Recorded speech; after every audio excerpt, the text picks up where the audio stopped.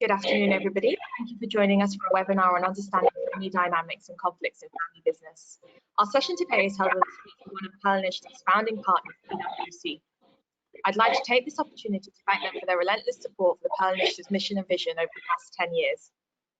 This webinar is being held as part of our flagship Governance in Family Firms program, and it will highlight the dynamics of family governance and how conflicts can be avoided to ensure family business resilience.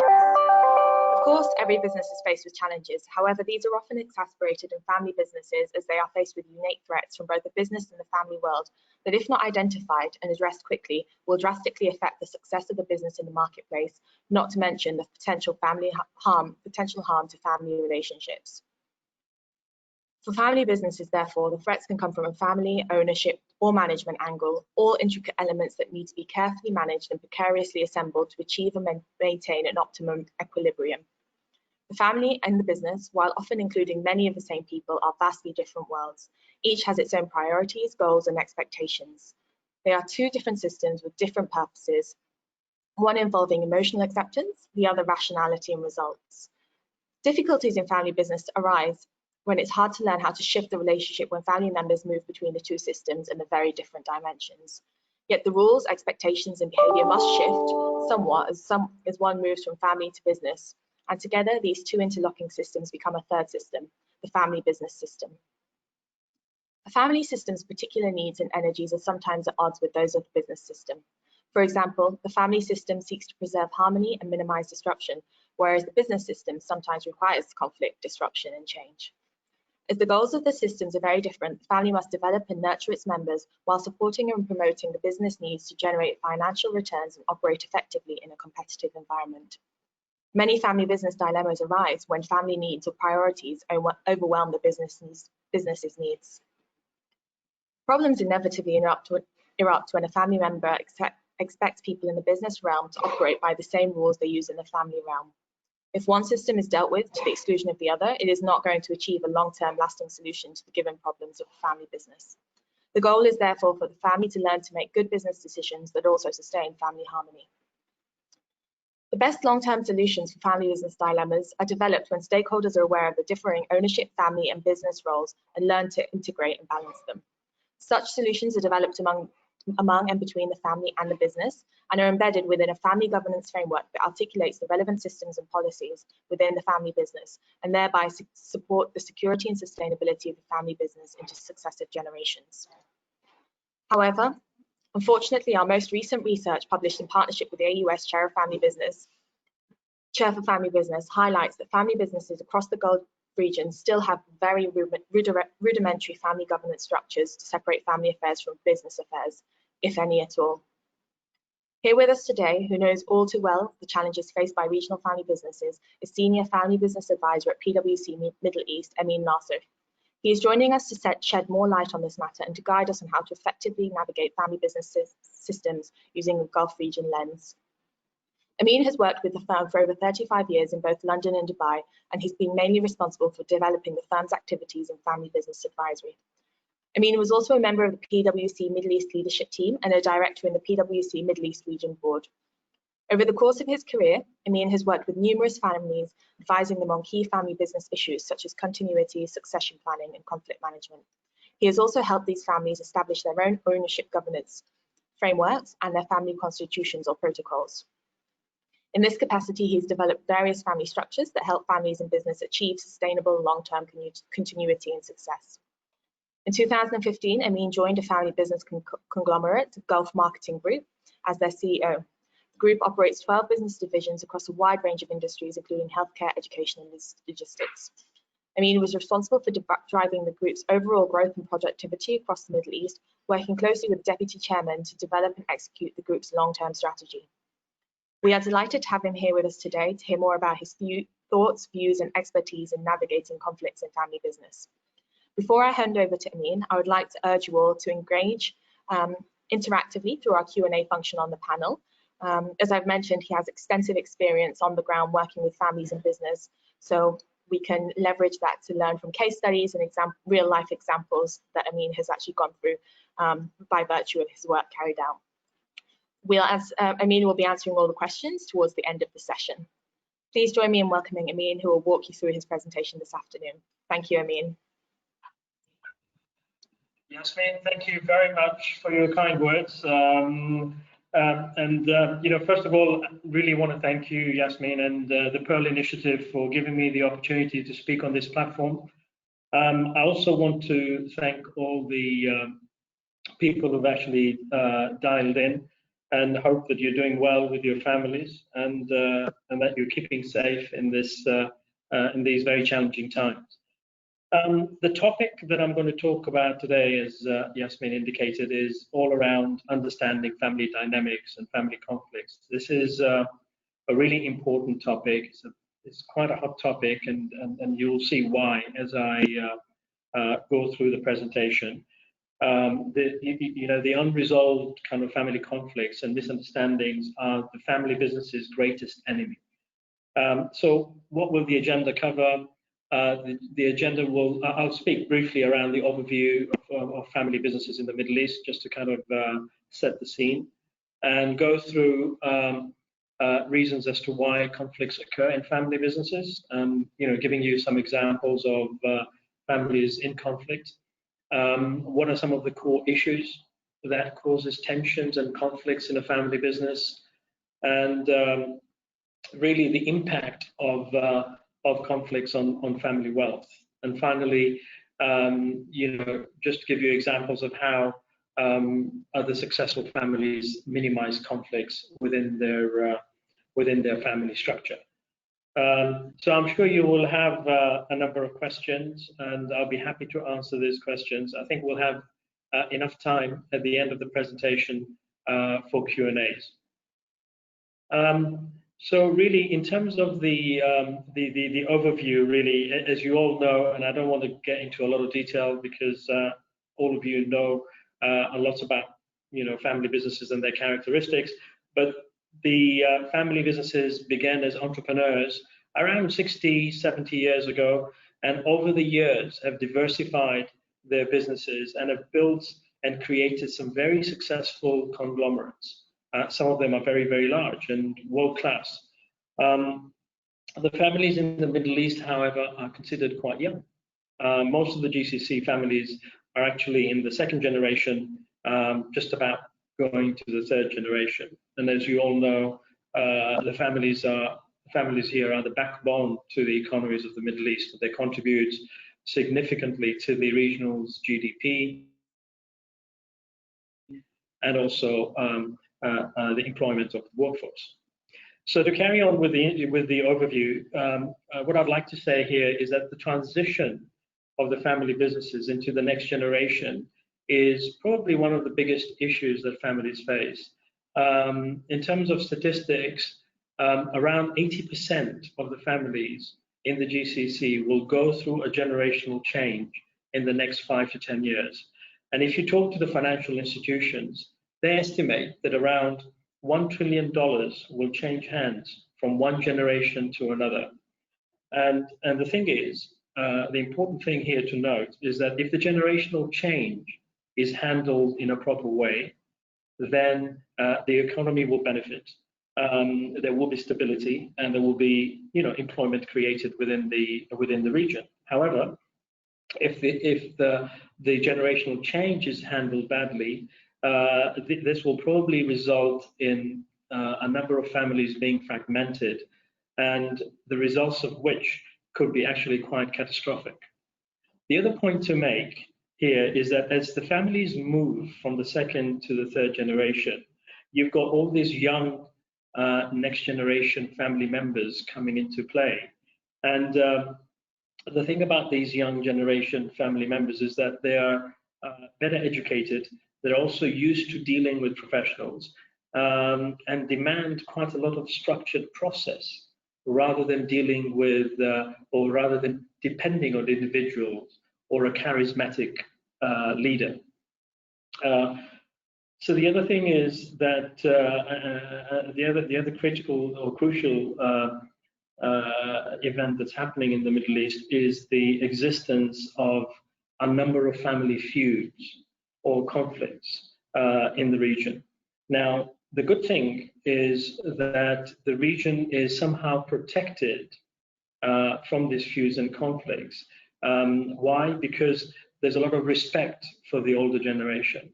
And as long as the older generation are still around, these families are protected. But we have to think about what happens when these older generation or the founders are no longer there. These conflicts will surely raise their ugly heads going forward.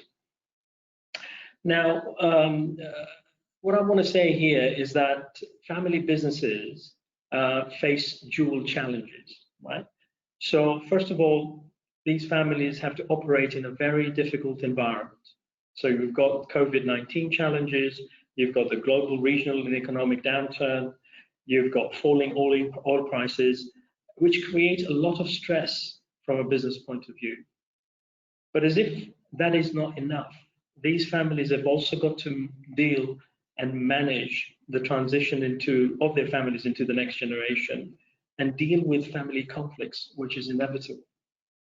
The good news is that the studies, and a lot of banks and consultants have carried out these studies, they indicate that families actually outperform other businesses by at least 15%. And this is because, the family businesses take a long-term view, they're flexible, they're nimble, they don't overextend themselves.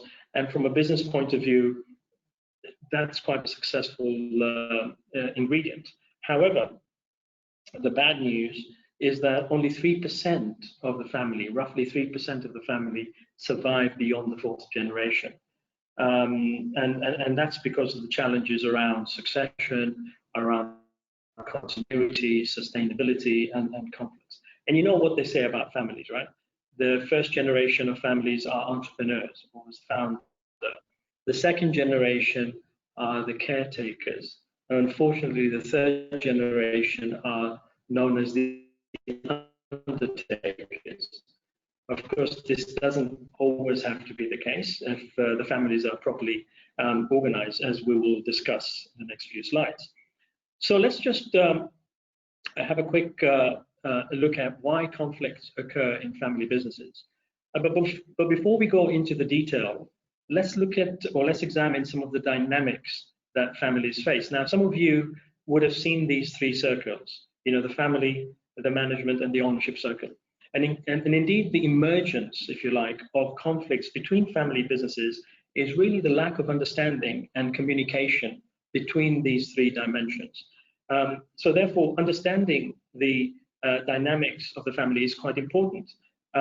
As everybody in the family, okay, a lot of the family members have their own point of view depending on where they sit in this circle. So let me just explain this more. If you're an active family owner, okay, if you're active, you're involved in the day-to-day business, you understand the challenges and the opportunities that the family business brings. However, if you're a passive shareholder, you don't necessarily know what's going on in the family businesses. And the problem with family businesses is that nobody bothers to tell you what's going on. Now, this lack of communication and divergence results into conflicts between family members. And as you're aware, right, conflicts exist in all families. It exists in my family, probably exists in your family, and will surely, most probably exist in all family businesses. In my experience though, most of these conflicts in family businesses are not caused by poor performance or the fact that the family is not making enough profits, but actually arise because the owners perceive that their needs are not being met, or there's a perception in somebody's mind that he or she is not fairly treated. Conflicts also arise where situations are not clear, where they're not fully understood or fully explained.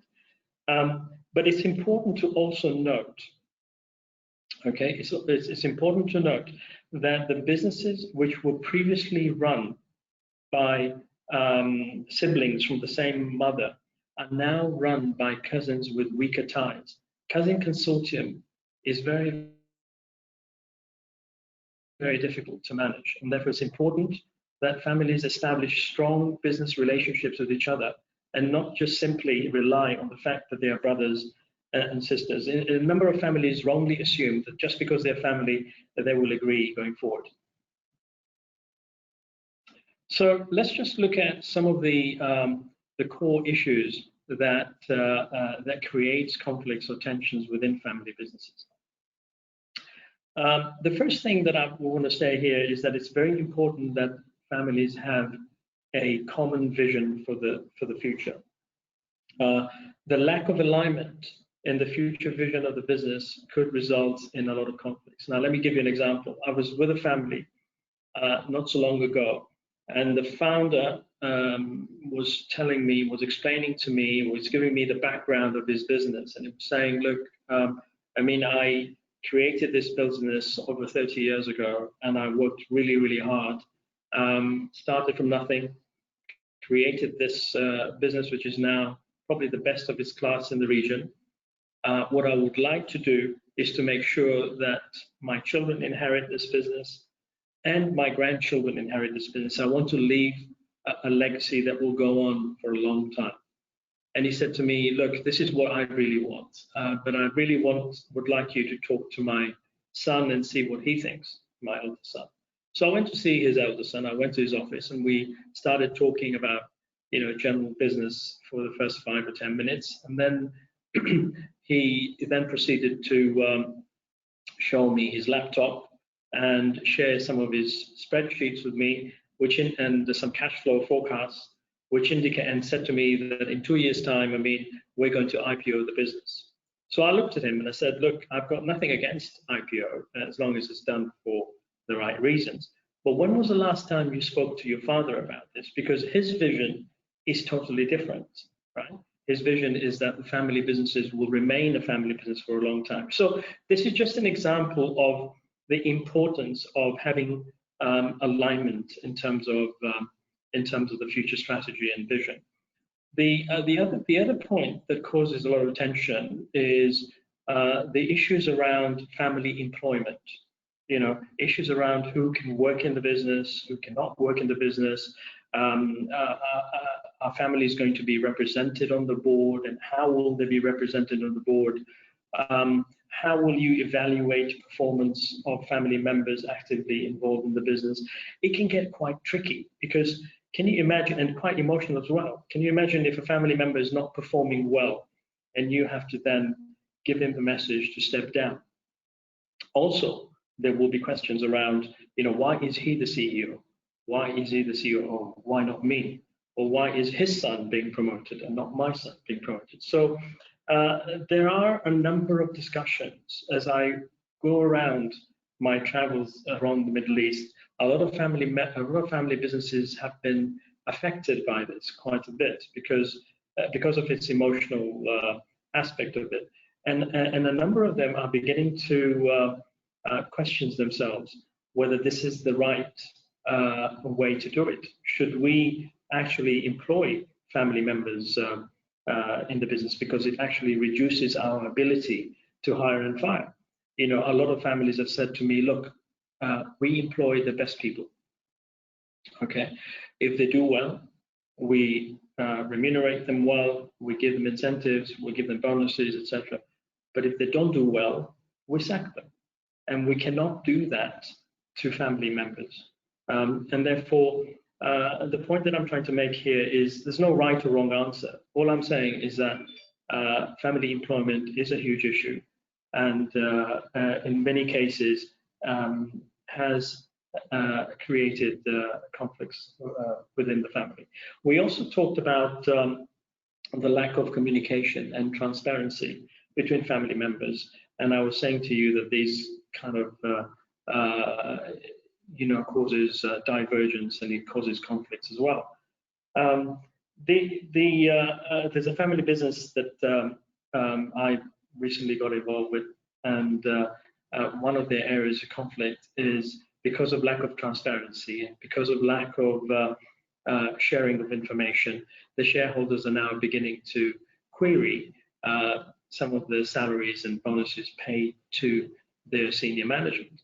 They're also, having perceptions that maybe the CEO might be using company resources for his own personal use. So there's a lot of perceptions that come across when there's no transparency or when there's no proper sharing of information. The other area that causes a lot of issues is around dividends, and especially when you have a situation where you've got decreased profitability. As we can see now with COVID-19, a lot of the families are facing issues around profitability. Now, an important thing to note here is that the passive shareholders depend on dividends for their lifestyle, and therefore it's very, very important to them. This reminds me of a family that I've dealt with, where one of the shareholders was a gentleman who didn't have any children or family, and therefore whenever they discussed investments or whenever they discussed the amount of dividends that should be paid, his view, because he didn't have a family, was always he wanted to maximize his dividends, and he didn't want the family to invest for the future, because for him it didn't make sense. He didn't have any children. The family business was not going to be handed over to anybody else. So this thing kind of continued for a while until one day this particular family got a huge contract from the government, and this contract was for hundreds of millions of dollars. But in order for the family to win this contract, they had to have bank finance in place. And the banks looked at the family's balance sheet and said, well, in order to make this balance sheet look good, we have to transfer some of the retained earnings into capital. Now, what that meant was the retained earnings that are actually distributable as dividends to the family would now be capitalized into capital. So in order to make that happen, the bank asked all the shareholders to sign the document that this transfer to capital can be made. And guess what? The family member who didn't want, who wanted to maximize his dividends said, no, I'm not going to sign this, because those retained earnings are distributable, and I want my share of those distributable income. Anyway, to cut a long story short, there were a lot of negotiations. There were a lot of conversations that went by, and in the end, that family member had to be exited by the rest of the family. But the price that the family had to pay for his exit was massive. So the valuation had a huge premium, because effectively that family member had a gun onto their heads, because they were desperate to get this government contract, and they were desperate to do this for the banks. So they had to do that for the in order to exit that particular family member. So this whole issue of dividends and reinvestment of profits causes a lot of issues. There's another story I'd like to share with you, and this is quite a funny story. I went to a family once, and they said to me, oh, we've got it all sorted out. We have a policy for dividends, and it's a great policy. It works for us, and we've been implementing this for the last couple of years. So I was quite curious, and I said, well, what is this policy that you have? They said, well, I mean, it's very simple. We're 4 brothers, okay? And we're very informal with each other. Everyone is allowed to withdraw whatever he wants from the company on a monthly basis. And what happens is at the end of the year, we then look at the books and we see who's taken the most money, and we draw a line. And that person who's taken the most money, that same level of the same amount has to be then taken by the other 3 brothers, and that's how we do it. So the issue with this family is that one of the brothers actually didn't spend any money at all. The other 2 were average spenders, okay? But the 4th brother was actually really in love with his supercars. He bought some very expensive jewelry for his wives. He bought property in France and Italy, and he spent a lot of money. Okay, so he was drawing a significant amount of money every year. So every year for the last 2 or 3 years, his drawings was much more compared to the other brothers, and they just accepted it and they just drew a line, and the rest of the brothers took as much money from the business as the fourth brother did. Now, we projected this system forward in the next 4 to 5 years and demonstrated to the family that this is not sustainable. You know, the families will not be able to take so much money out of the business, taking into account how they were performing at the moment, and they had to change their dividend policy. So that's just an example of some of the issues that happened with dividends. The other area really is the lack of process for family exits and the basis of valuation. This is quite this is an area that causes quite a lot of conflicts. Hopefully members will stay for a long time before they decide to exit for whatever reason. But not allowing family members to exit is just like putting somebody in jail and throwing the key. Right? And when that happens, one day that family member will find the key, but when he finds that key, there'll be blood on the floor. And therefore, why go through all this hassle and issue and conflicts when you can actually say to yourselves, look, we'd like family to stay together, but in the future, if you want to leave, there has to be a process of exits and valuation, a process that's fair. That's fair not just to the person who is leaving, but to the other people who are staying within the business and taking the risk. The business can do well, or the business might actually go down. And therefore, we need to have a fair valuation that makes people happy, and hopefully the exit process will be a lot smoother. The other issue is around in-laws and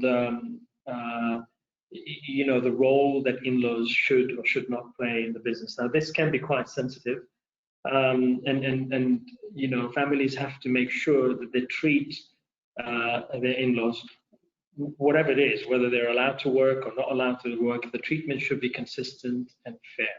Otherwise, it's very easy for the in-laws to turn into outlaws, and that can actually harm the business significantly.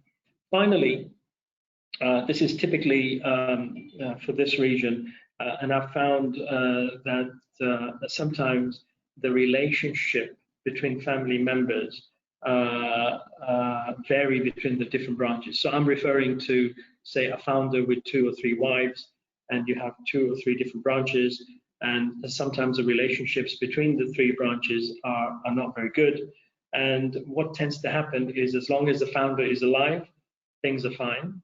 But the moment the founder is no longer around, in some of these families, conflicts arise, and that could actually cause significant tensions within the business.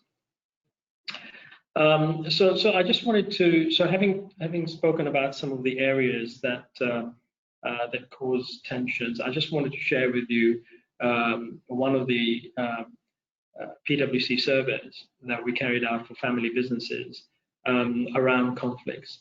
And this survey indicated, it was done a while ago, indicated that nearly half of families have argued about the future strategy of their businesses, and more than 40% have argued about performance of family members in the business. Remember what I talked about when I said that family employment is a huge issue, so that's quite clear. That the survey actually highlighted that, and 25% argued about setting of remuneration levels for family members. The interesting thing is that over 70% of the families that were interviewed did not have any formal procedures to deal with family conflicts, and we'll talk about this a bit more.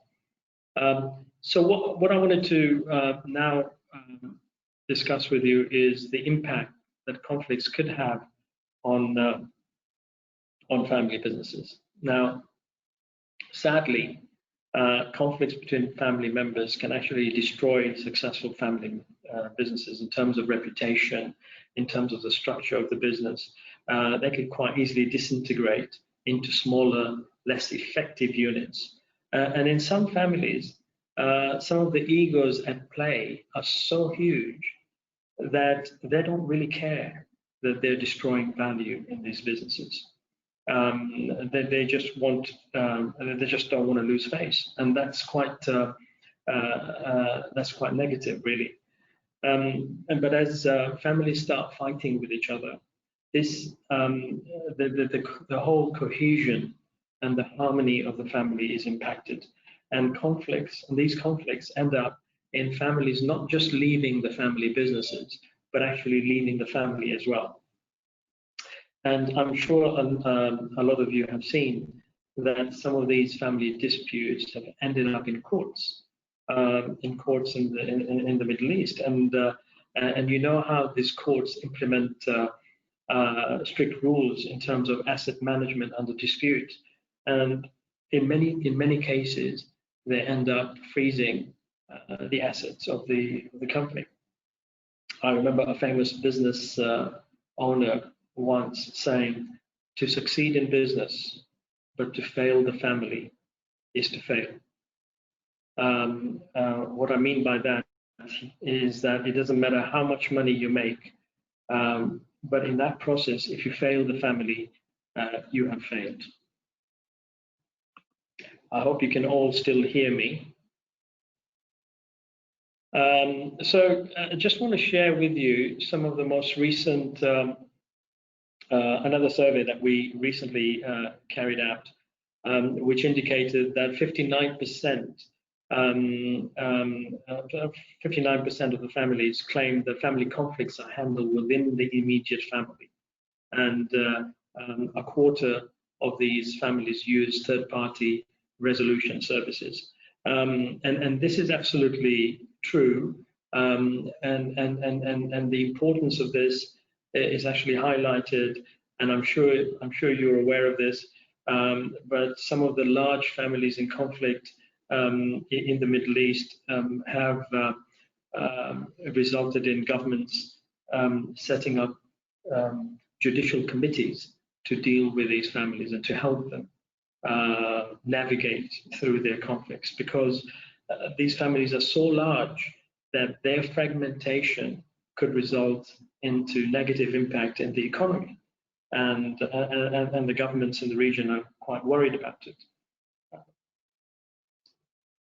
So let me just move on and talk about some of the areas where successful families use to minimize some of these conflicts. So as I said to you before, the unity of vision and the future strategy of the family business is very, very important. And it's really important to formulate this common vision and philosophy going forward. So let me explain what I mean. Today, for example, you're a family of 8 or 10, okay? In the next generation, a generation is about 25 years. In the next generation, you might be 40 or 50 family members. It's important that you as a family understand what barriers you're going to face going forward. So what do I mean by that? I mean, how are you going to choose the future leaders of the family? How are you going to make decisions in the family, for the family in the future? Today, decision making might be quite easy, but can you imagine if you've got a number of family members? How are you going to handle family employment, which is a big issue? How are you going to handle exits? So the whole the vision thing is very, very important, and obtaining a unified or a common vision is actually quite difficult. But when you achieve that alignment of vision, the sky is the limit. This is when the family really propels to its highest levels, because the family members are all aligned, the shareholders are all aligned going forward.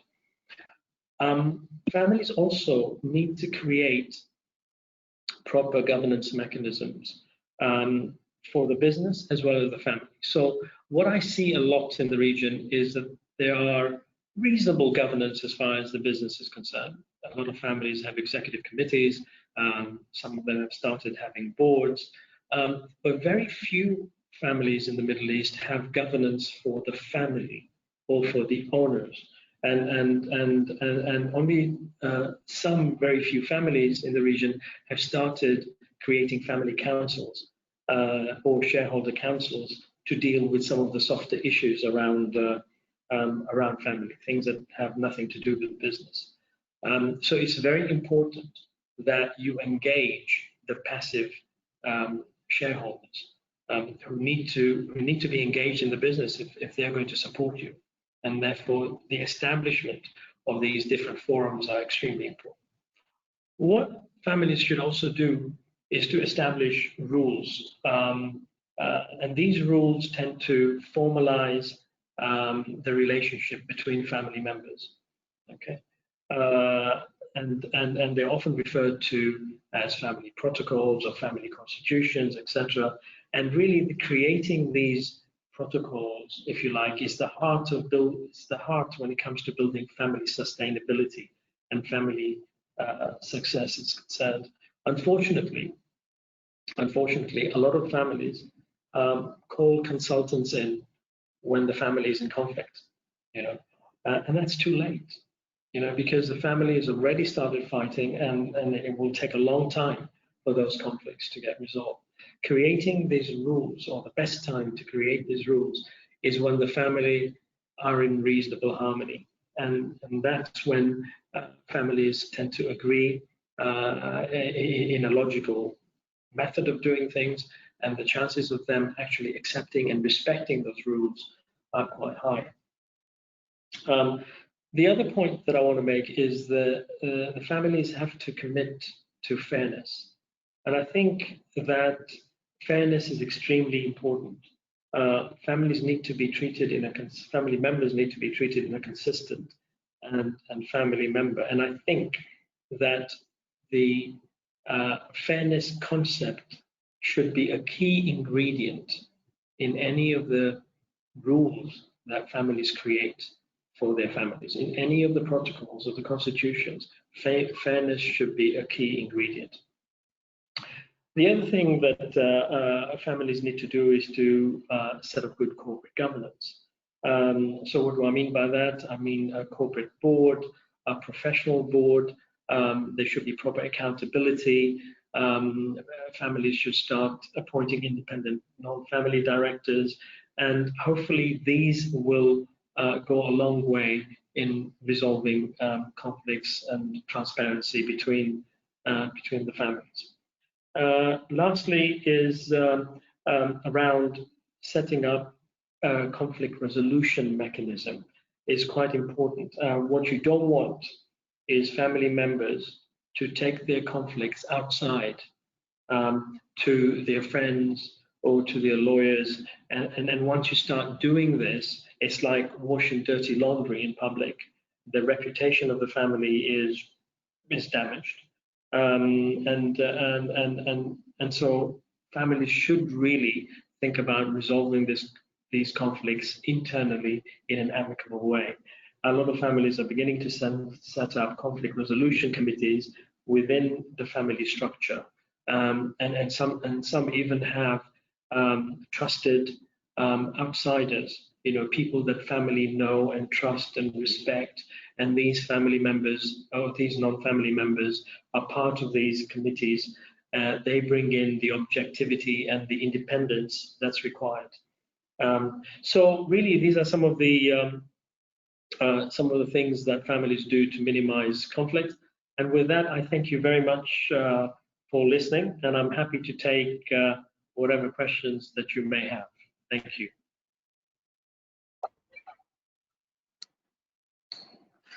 Thanks so much, Amin. That was really, really insightful and useful. We have got a couple of questions that have just come through. So one of the questions was in relation to generational differences. So how do you advise on conflict which arises due to different social values among the generations? For example, the younger generation would require a more sustainable, ethical family business, whereas others might not. do you have any practical ideas on how to achieve and obtain that alignment? Okay, so your question is also around the next generation as well, and how we deal with them. A number of families have created next generation committees. Now, if you look at the family dynamics, and I think I kind of alluded to it in the presentation, that the next generation come with different ideas. They are better educated. However, they are actually they work quite fast, and they're less conservative than the founders, and they may have some different values. And it's very important that the family actually engage with the next generation to make sure that they understand each other. We have set up with a number of families these forums where next generation share their ideas and concerns and what they'd like to do in the future with the older generation. And in that way, things might not be resolved immediately, but at least they understand each other, and there's a way in which they can kind of set up some systems going forward. Perfect. We have some other questions. I'll try not to influence my own bias in asking these questions. I will ask them as they are asked. One question is, how do you find the role of management in helping with the conflict resolution and generational transition? So I think they're alluding to management in the role of family conflicts, so obviously not the separation between the two. So sorry, I just couldn't hear you very well. Can you just repeat that again, Yasmin? How do you define the role of management in helping with the conflict resolution and generational transition? Yeah, so what I would say is that usually conflicts are best handled by people who are completely independent. What I mean by that is management may sometimes be very much involved with the active members of the family, and therefore they may not seem independent as far as the family members in conflicts are concerned.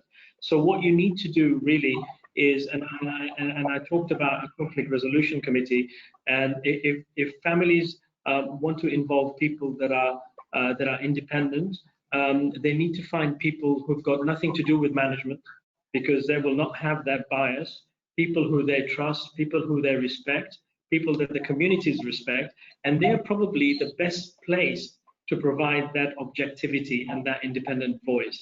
I'm not saying management hasn't got a role, but sometimes the perception in the minds of the families in dispute is that, oh yes, I mean, after all, he reports to X, Y, and Z, and therefore surely he will take that view.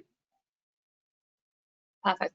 Yeah, and I think just to touch on that, I mean, an interesting model that I've seen is the role of the family office in facilitating conflict management. So the family office is typically the link between the family and the business. So what often happens is that there's a head of a family office or a family officer appointed that can help mediate family conflict between the family and the business.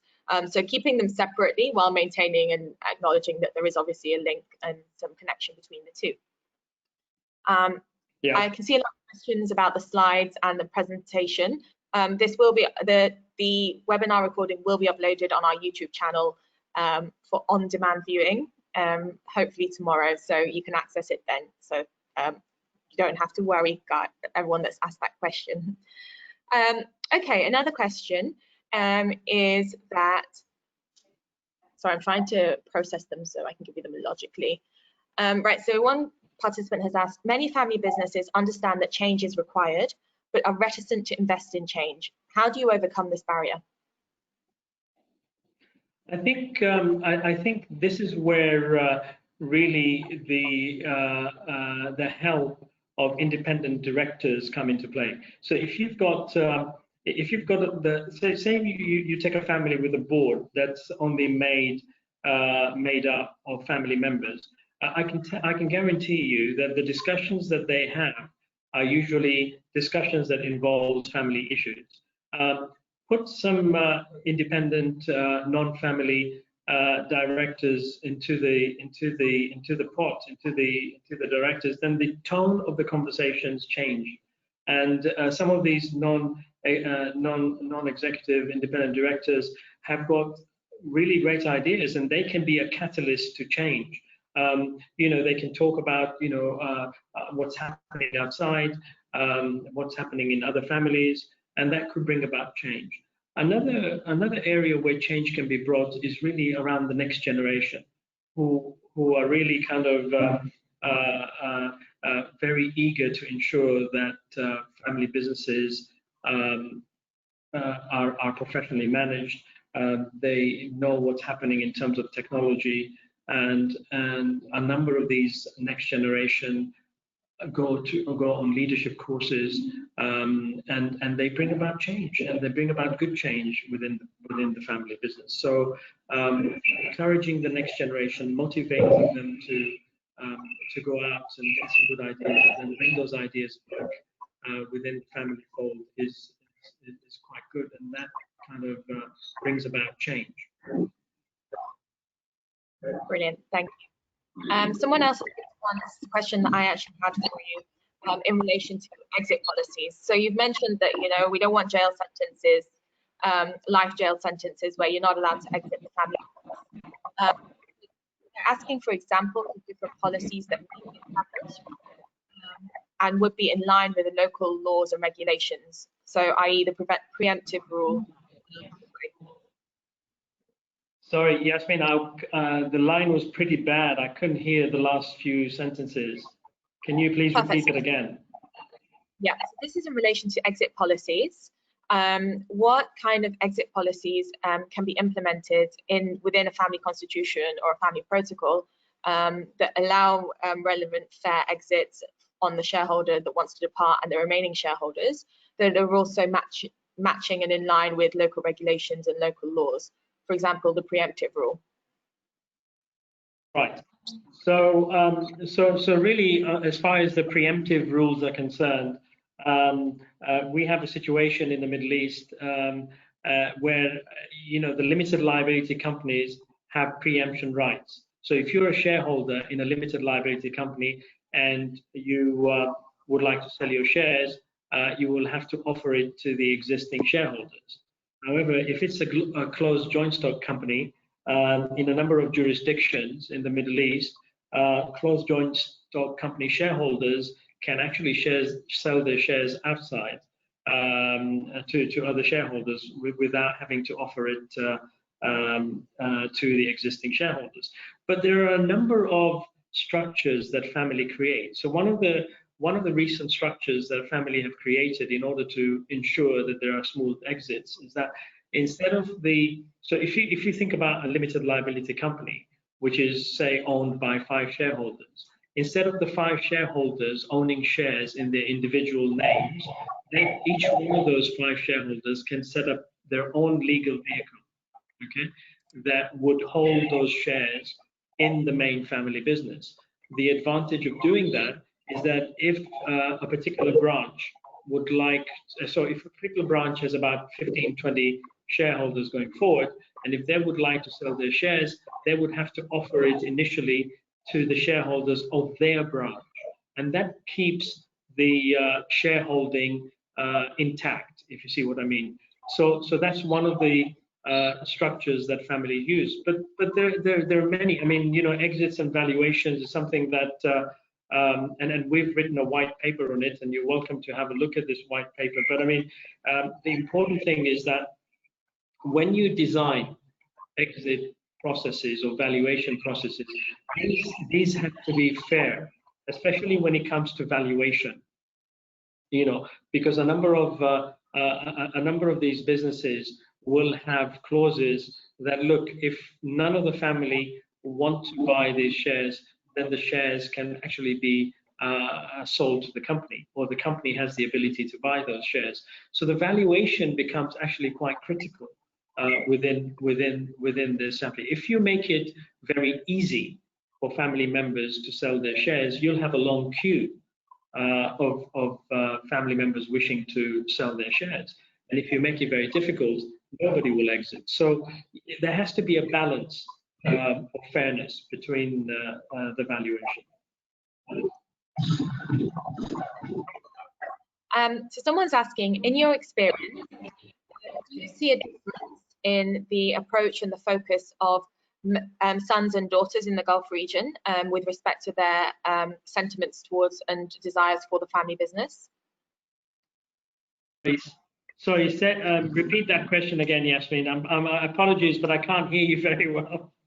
Sorry. Do you see any differences in the family business focus and direction between sons and daughters in the Gulf region? Okay, are you referring to the inheritance of shares? Is the question referring around inheritance of shares or the responsibilities? I think it's just the overall sentiment and engagement of the next gen with the Gulf region, so with the family business, so their attitude towards the family business. Is there a difference that you've witnessed between the sons and daughters?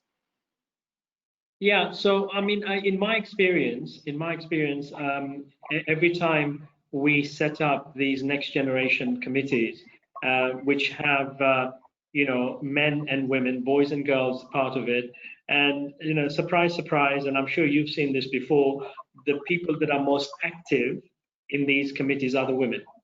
They're quite keen that their voices are being heard.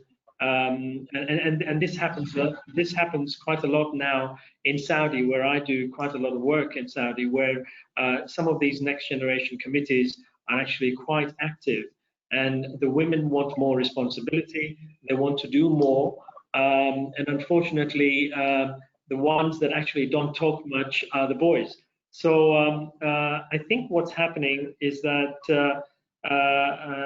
the women are actually taking things in their hands and trying to convince the founders of the business that actually they can play a big role in the family businesses. And that's a dynamic I see happening quite a bit in the region. In terms of the inheritance, I mean, we all know how Sharia works. When the founder passes away, the shares are split in accordance with Sharia, and the boys get twice as much as the girls. Now, that hasn't caused a lot of conflict in the region because that's accepted, because this is what this is Sharia requirement. Brilliant, thank you. I have a quick question in relation to practical examples. So you mentioned how family employment is often a matter of great contention. Do you have any typical family business employment models or policies that you would promote when working with a family, or what's the most common policy or system you've seen implemented? Okay, well, this is a very interesting question, Yasmin, and there are and it's a hot topic at the moment with a number of families in the region, as I mentioned in my presentation, because family employment causes so much sensitivity. So a number of families are looking at the various models, and I'll give you examples of what these models are.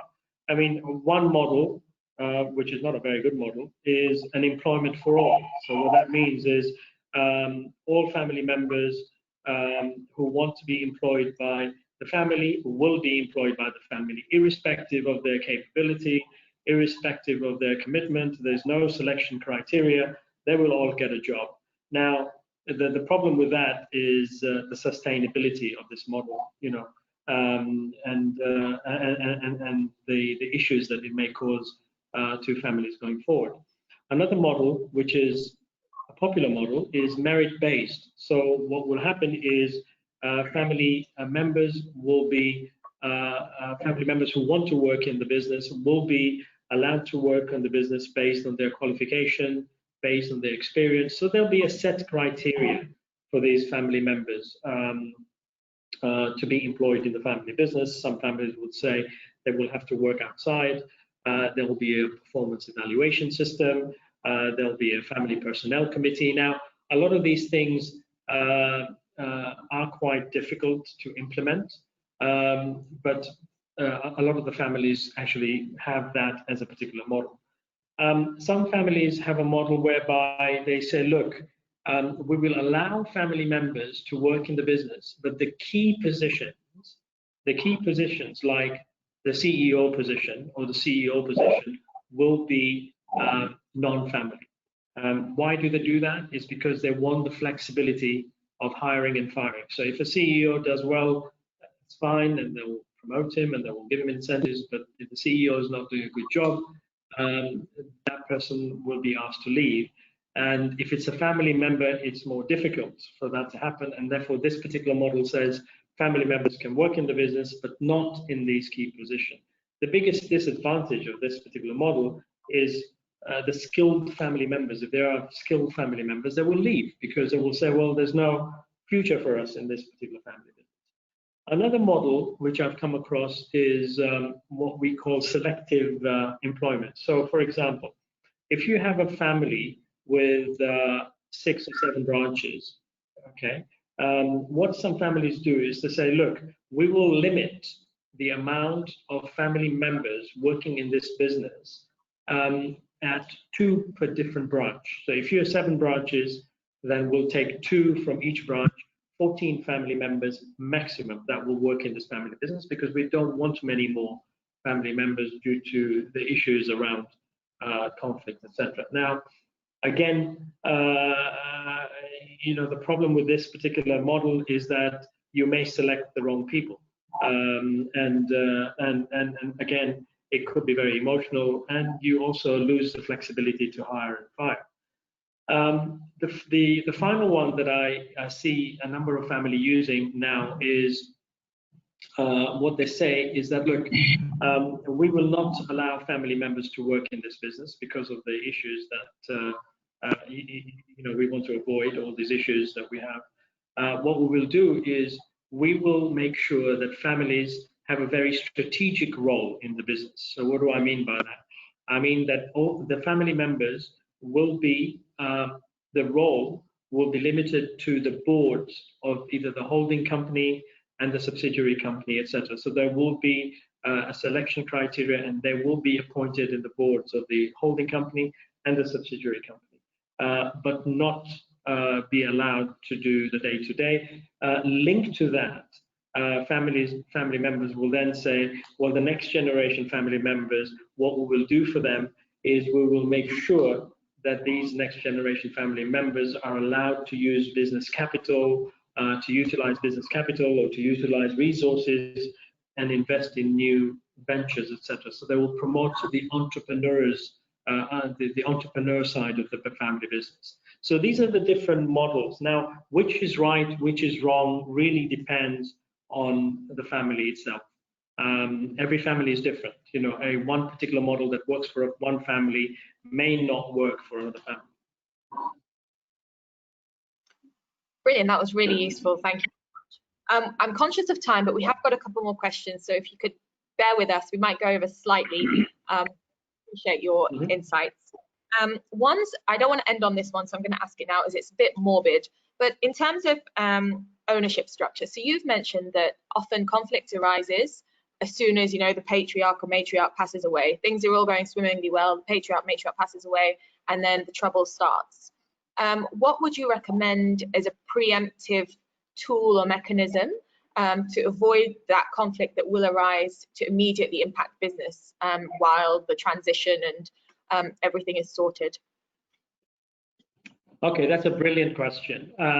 Now, what tends to happen in a number of families? So let me give you an example to illustrate this. So say you have a business with one founder, and say, for the sake of argument, you have 4 sons in the business, okay?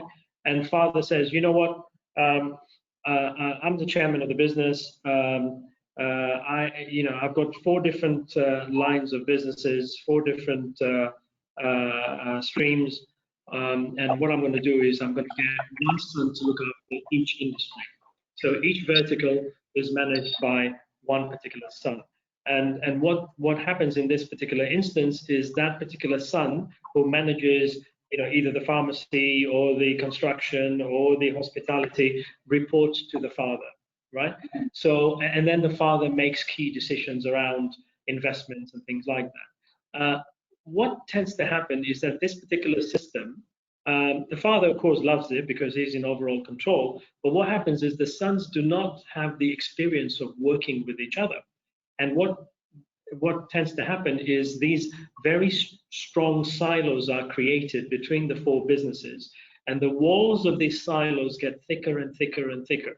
And in the end, these family members, these brothers will basically talk to each other and say, look, don't interfere in the business that I'm running. You got your own business to run, you look after that. And so naturally what happens is when the father passes away, the whole thing just goes away. I mean, they cannot work together because they haven't had the experience of working with each other. So what my advice is, what the founders or the entrepreneurs should do is that during their lifetime, the fathers should involve the sons and daughters in boards, talking to each other and making sure that they can actually work with each other. They promote the whole ethos of working together. And when the father is alive, he can actually mentor them, and he can have a situation where the brothers discuss business issues and with the sisters and come up with a common decision. And that's how you transition, if you like, families into the next generation. You don't just assume that this is going to happen and this is going to be okay one day when I'm no longer here. You've got to actually be involved in the whole transitional journey.